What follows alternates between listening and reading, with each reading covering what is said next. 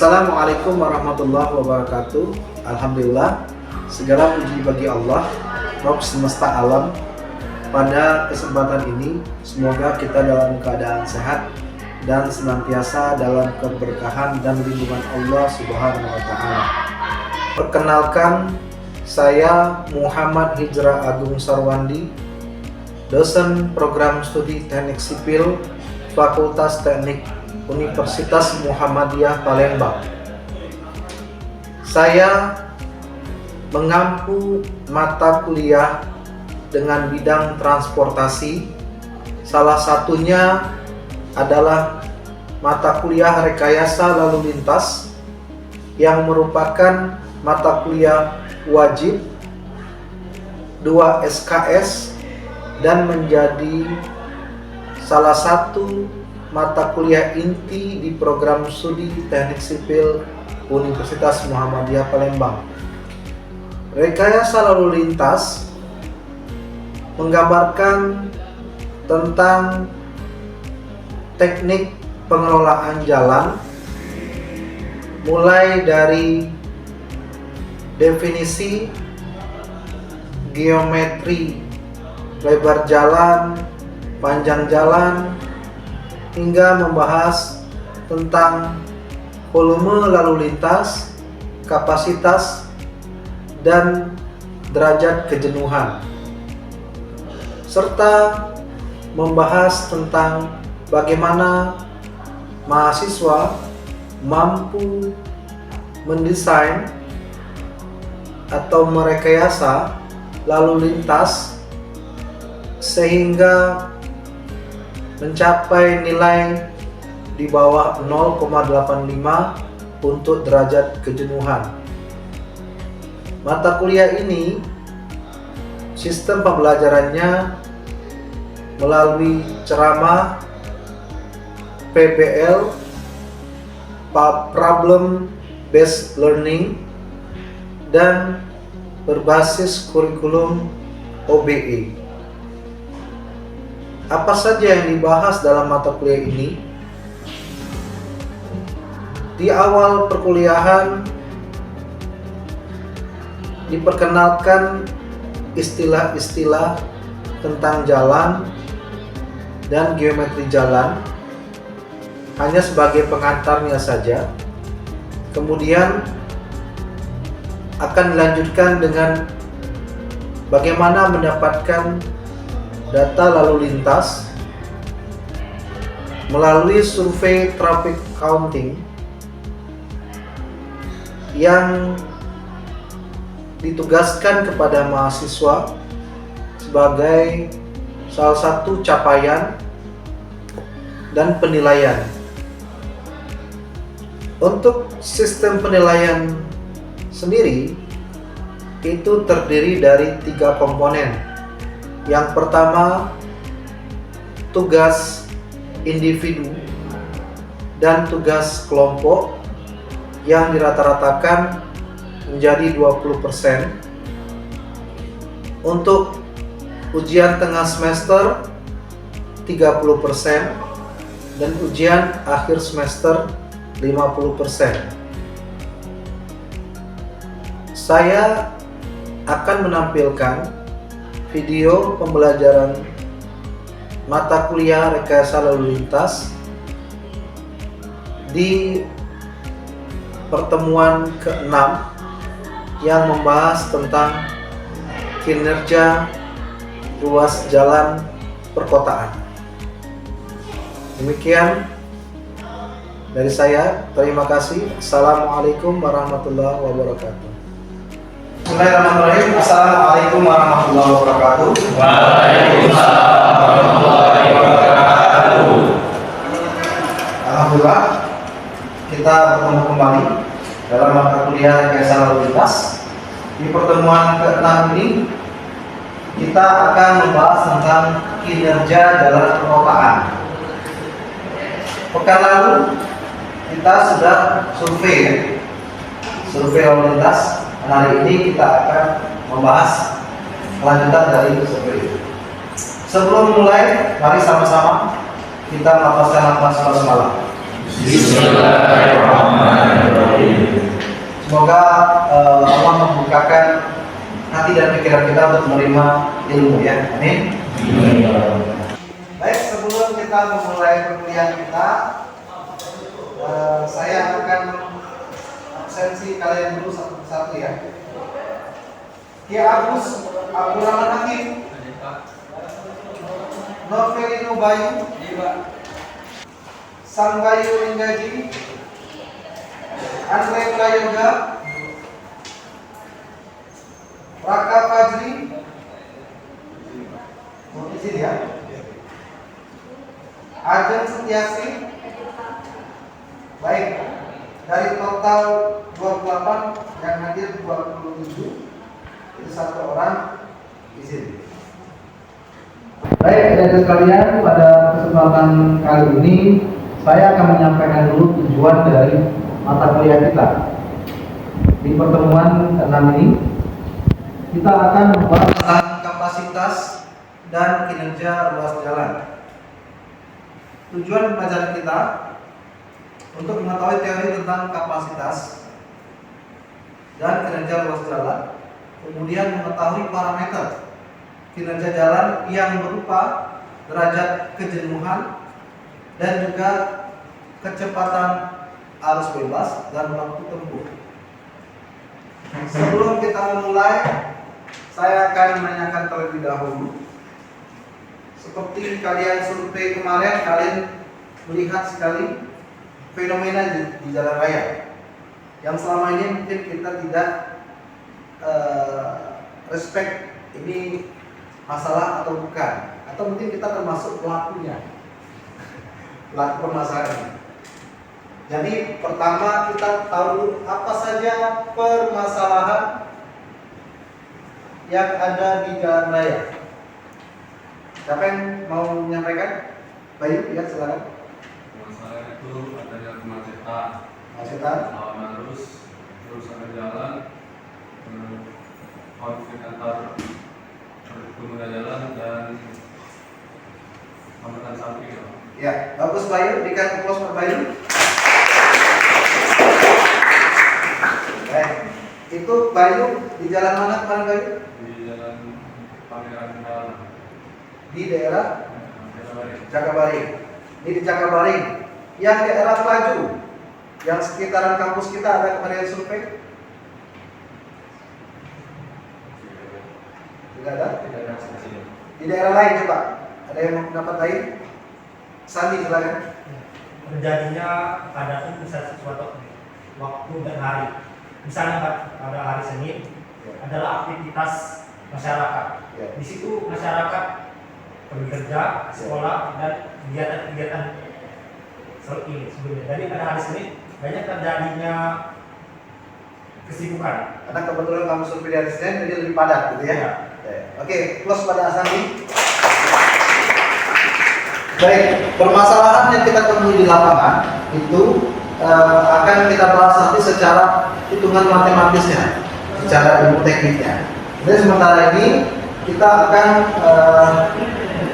membahas lebih dahulu tentang kinerja.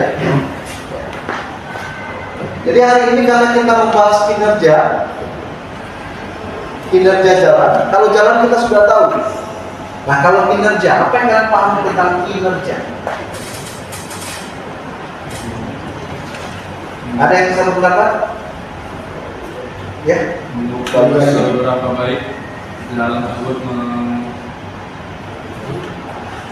baik jalan tersebut melayani arus lalu lintas.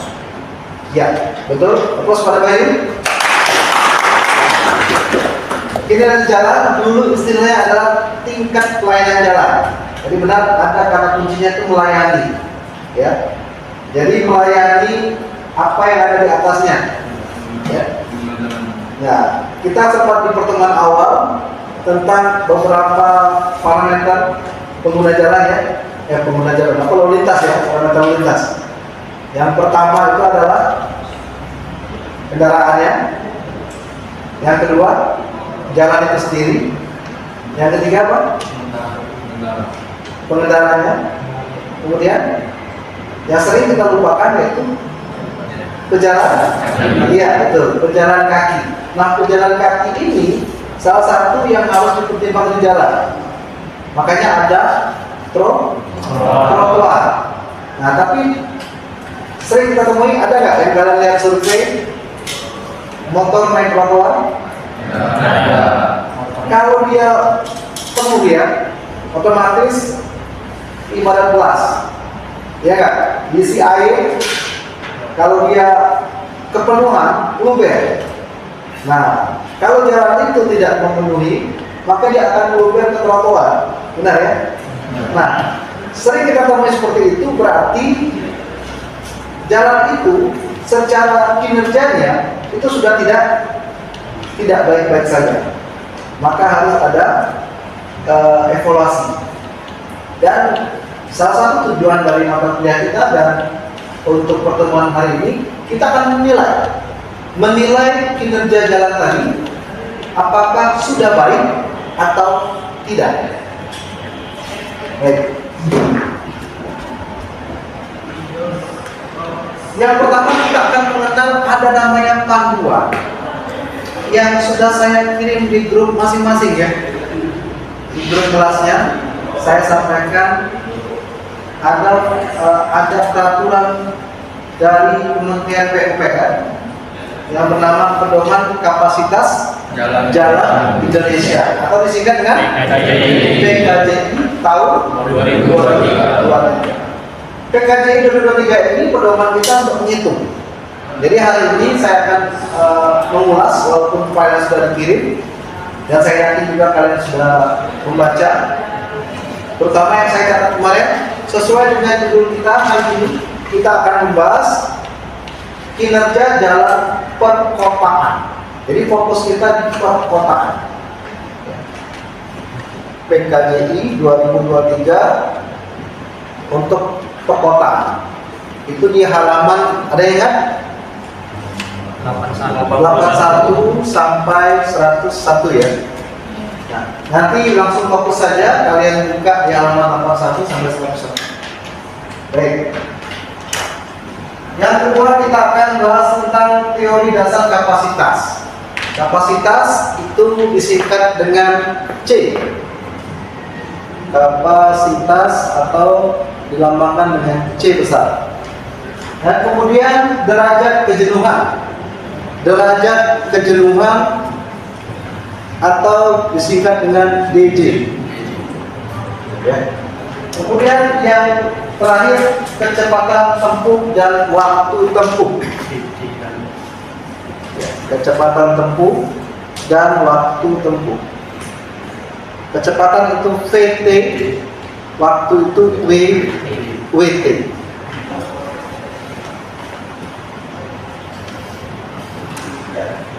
Ini pengenalan PKJI bahwa kalian sudah mendapatkan filenya. Di kompor depannya itu terlihat logo PU ya, Dinas Kementerian PU, diterbitkan secara khusus oleh Dirjen Bina Marga PUPR, dan pedoman ini digunakan sebagai acuan dalam perencanaan dan pengelolaan jalan di Indonesia. Jadi kita merencanakan dan mengelola jalan itu panduannya PKJI. Kalau nanti ada tadi banyak beruber tadi sampai ke trotoar, ya, mungkin kalau nanti Pak saya salah satu pelakunya Pak, gitu kan. Ini nanti akan kita bahas bagaimana cara kita supaya menghindari kondisi yang tidak baik tadi. Baik, pedoman ini mengacu aspek pertama perencanaan jalan, yang kedua kapasitas jalan dan analisis kinerja, yang ketiga manajemen lalu lintas dan keselamatan jalan. Baik, ini rumusnya ya. Kalau secara pengertiannya, yang pertama kita bahas tentang kapasitas tadi. C itu dirumuskan dengan C0 dikali dengan FCLJ dikali dengan FCPA dikali dengan FCHS dikali dengan FCK. Keterangannya itu bisa kalian baca. Intinya adalah kapasitas ini ada kapasitas dasar, ada kapasitas yang memang kita cari setelah dihitung dengan F tadi. F itu sama dengan faktor, ya, faktor pengalinya. Nah, faktor-faktor itu nanti kita akan diskusikan dilihat dari tabel-tabel yang sudah ditetapkan oleh PKJI.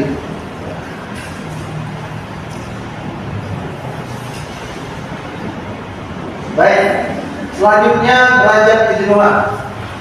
Derajat kejenuhan menurut PKJI adalah rasio atau nilai yang didapatkan dari volume dibagi dengan kapasitas.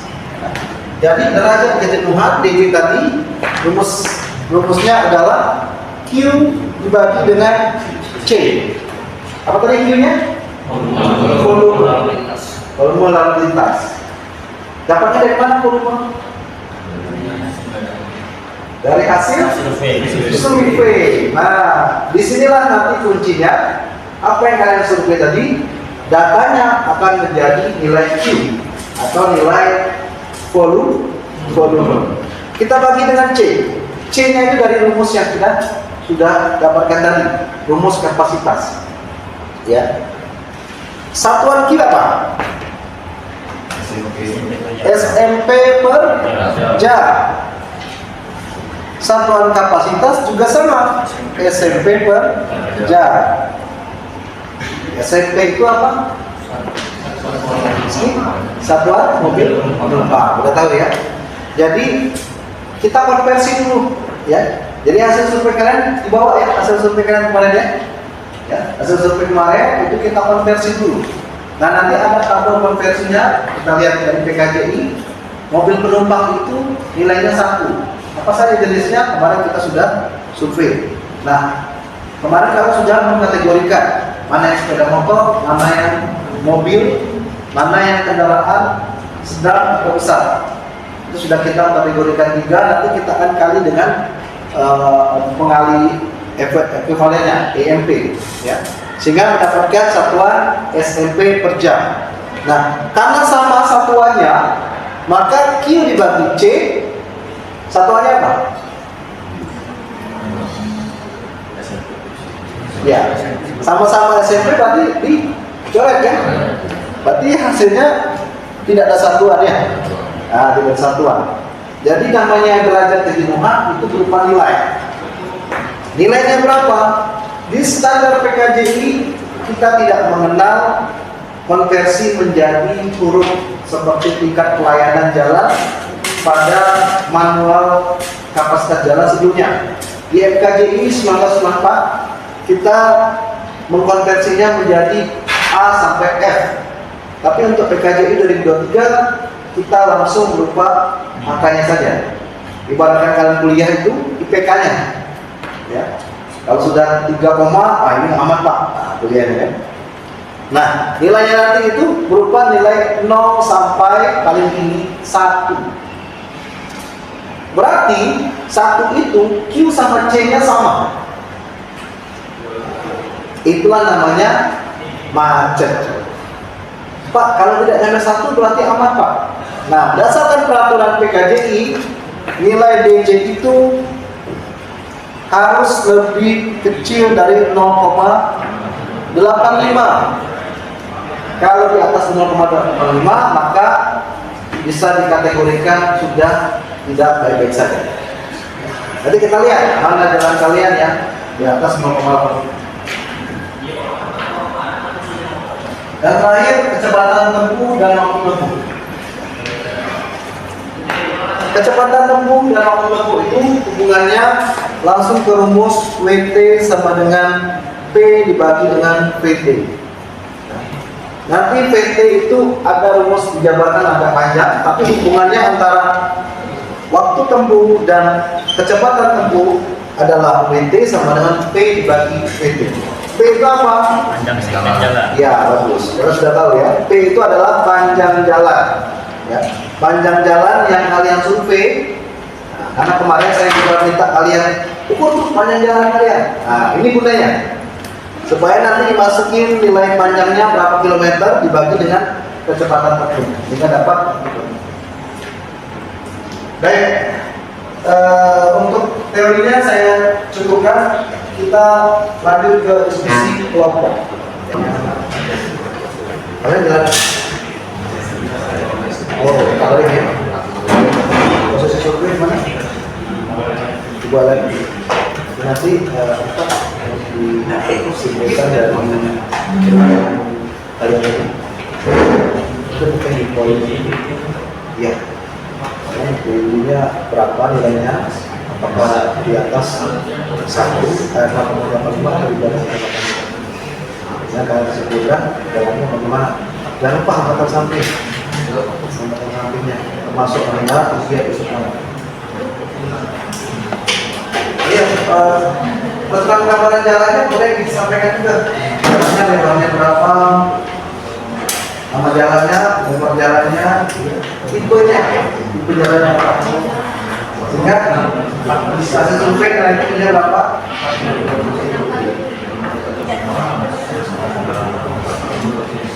Ya, ditulis ya. Tipe jalannya ditulis.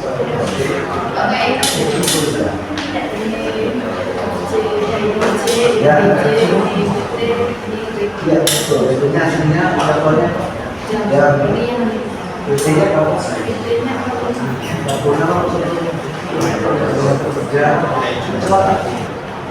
Oke, sembari menunggu kelompok 1, saya minta kelompok lain bagaimana kesimpulan kalian dari jalan yang kalian survei. Ya, dari kelompok 2, silakan siapa juru bicaranya. Ya. Jadi apa kesimpulannya? Kesimpulan dari kami yaitu jalan Gubernur Haji Bastari, yaitu pertama, kinerja ruas jalan Gubernur Haji Bastari termasuk dalam kategori baik. Baik ya. Nilai derajat kejenuhannya yaitu sebesar 0,50, masih berada di bawah maksimal yang direkomendasikan. Karena maksimalnya 0,05. Oke. Untuk kecepatan tempuh atau PT tertinggi pada jalan tersebut sebesar 58,71 km per jam, menunjukkan bahwa kendaraan dapat melaju mendekati kecepatan arus bebas. Hal ini mengindikasikan minimnya hambatan lalu lintas serta geometri jalan yang mendukung. Selanjutnya untuk waktu tempuh, untuk terlamanya melewati jalan Bastari sebesar 0,023 jam. Data ini menunjukkan bahwa panjang ruas jalan yang dianalisis dapat dilalui dalam waktu yang efisien, sehingga tidak terjadi penempatan dan penumpukan atau antrian signifikan sepanjang ruas jalan tersebut. Selanjutnya untuk hambatan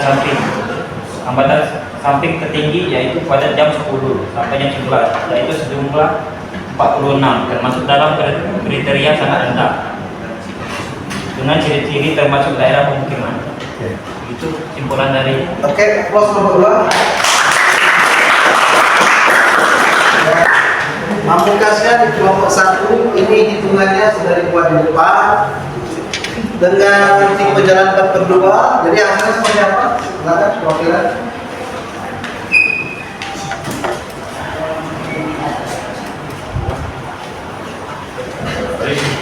Dari yang kesimpulan dari kami didapatkan di penulis, didapatkanlah kecepatan tempuh atau VT tertinggi pada jalan Pangeran Ratu 15 Kudus sebesar 49,3 km per jam, menunjukkan bahwa kendaraan dapat melaju mendekati kecepatan arus bebas. Hal ini mengidentifikasi tingginya KHS lalu lintas sebesar 63,7 serta kondisi geometri jalan yang mendukung.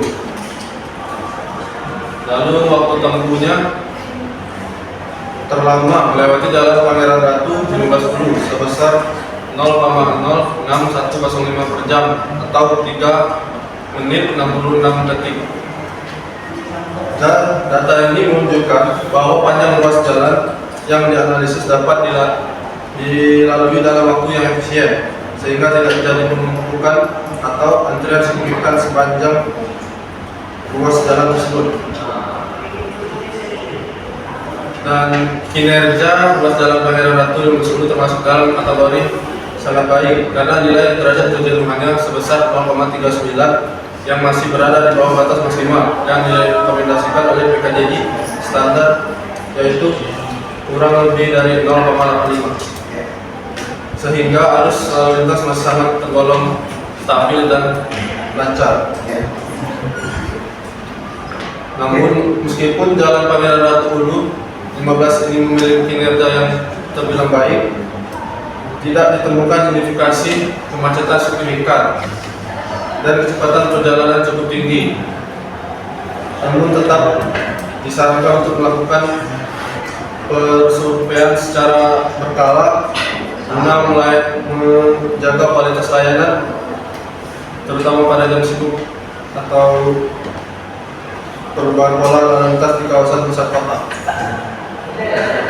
Oke, jadi hasil perhitungannya kelompok 1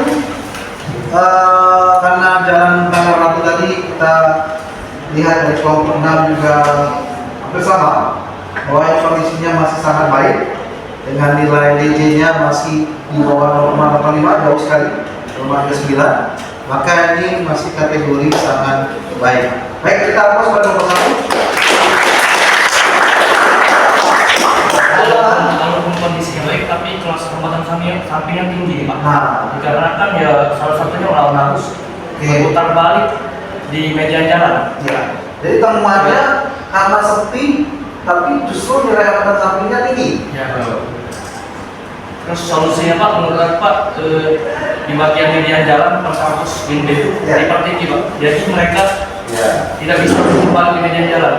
Ya, media jalannya itu hampir sama dengan baik, baik. Itu sarannya itu nanti di laporan dimasukin ya, masukin di sana sehingga bagi pembaca hasil survei kita nanti ini jangan berpuas diri dulu. Kalau nilainya sangat baik, tapi hambatan samping ya lawan arus segala macam yang tinggi itu jadi permasalahan transportasi juga. Ya. Jadi nilai DJ itu hanya untuk kendaraannya, tapi jangan lupa ada nilai-nilai lain yang membuat jalan itu suatu saat kinerjanya juga akan buruk karena kelakuan dari pengemudinya. Ya. Untuk menutup, saya berikan referensi seperti yang lihat di layar proyektor. Untuk menambah hasanah kalian, ya, ini ada buku dari Profesor Max Mono, boleh kalian cari di toko-toko buku. Judulnya Rekayasa Lalu Lintas, seperti judul mata kuliah kita, ya. Dan tentu saja panduan PKJI, ya, yang itu kalian harus miliki walaupun hanya di halaman 81-101 untuk perkotaan.